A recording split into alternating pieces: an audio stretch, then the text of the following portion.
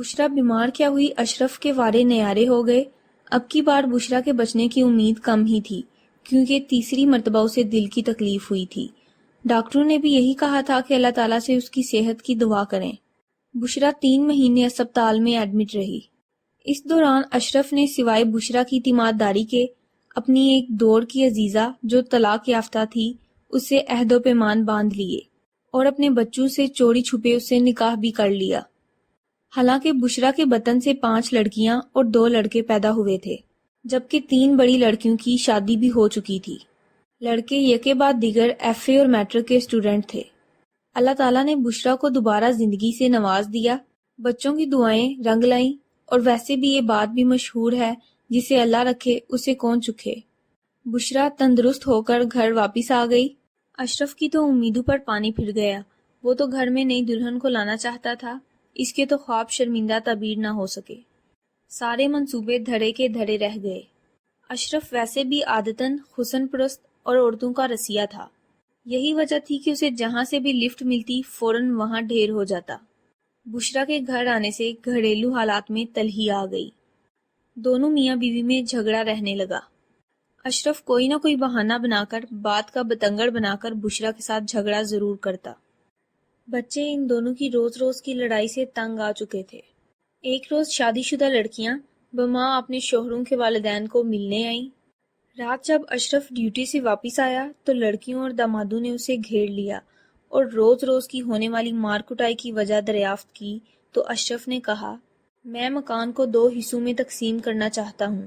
ایک حصے میں بشرا اپنے بچوں کے ساتھ رہے گی، جبکہ دوسرے حصے میں سلمیٰ جو میری نئی بیوی ہے اپنی ایک بچی کے ساتھ جو اس کے پچھلے خاوند سے ہے رہے گی۔ بشرا کے بچنے کی مجھے کوئی امید نہ تھی، اسی وجہ سے میں نے اپنے بچوں کے لیے دوسری ماں کا بندوبست کیا تھا۔ دوسرا، میں نے ایک بے سہارا کو سہارا بھی دیا ہے، لہٰذا میں سلمیٰ کو اس گھر میں لانا چاہتا ہوں تو بشرا رکاوٹ ڈالتی ہے۔ سلمیٰ اب میری بیوی ہے، میری عزت ہے۔ اشرف کی رام کہانی سن کر سارے بچے دم بخود رہ گئے۔ کر بھی کیا سکتے تھے، اور والدہ کو کہہ بھی کچھ نہیں سکتے تھے۔ اب تو پانی بھی سر سے گزر چکا تھا، نکاح تو ہو چکا تھا۔ اب تو سلمیٰ کو گھر میں لانے کے لیے اشرف ہنگامہ برپا کرتا تھا۔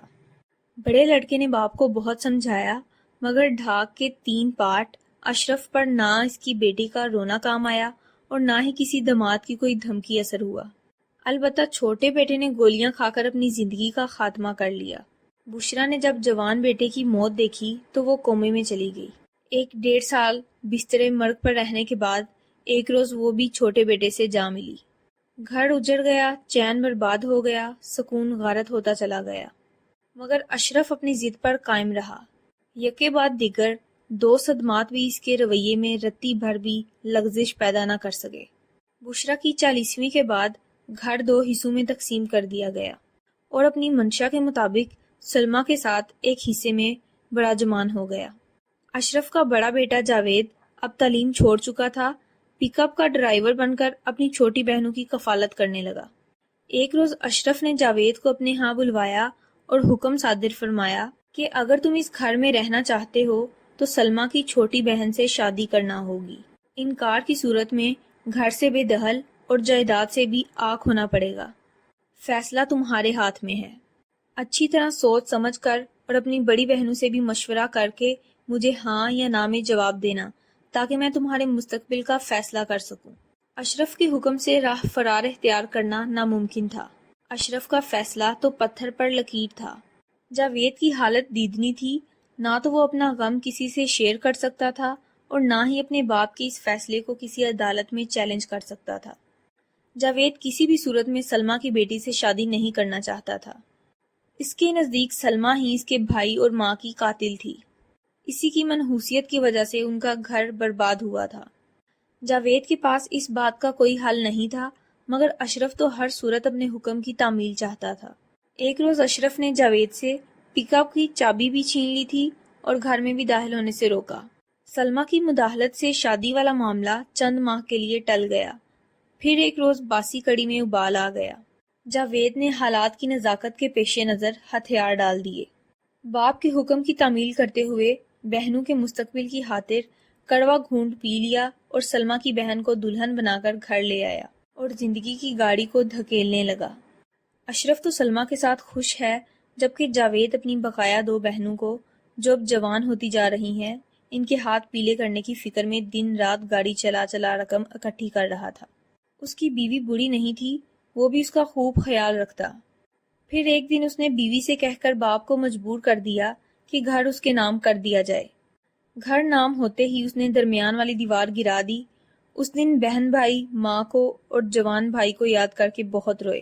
کچھ عرصے بعد جاوید نے گھر بیچ ڈالا اور بہنوں اور بیوی کو لے کر شہر آ گیا۔ باپ منت ترلے کرتا رہا کہ میری نوکری اسی جگہ ہے، شہر جا کر کیا کروں گا، مجھے بے گھر مت کرو، مگر اس نے ایک نہ مانی۔ ابا جب تم طاقتور تھے تب تم نے ہمارا سوچا اور خود غرض بن گئے، اب میں بھی وہی سب کچھ کر رہا ہوں تاکہ تمہیں اذیت کا سامنا کرنا پڑے، تمہیں بھی پتہ چلے کہ بے بسی کا دکھ کیا ہوتا ہے۔ سلمیٰ بھی اپنے داماد اور بیٹی کے ساتھ شہر آ گئی، کیونکہ جاوید کی بیوی امید سے تھی۔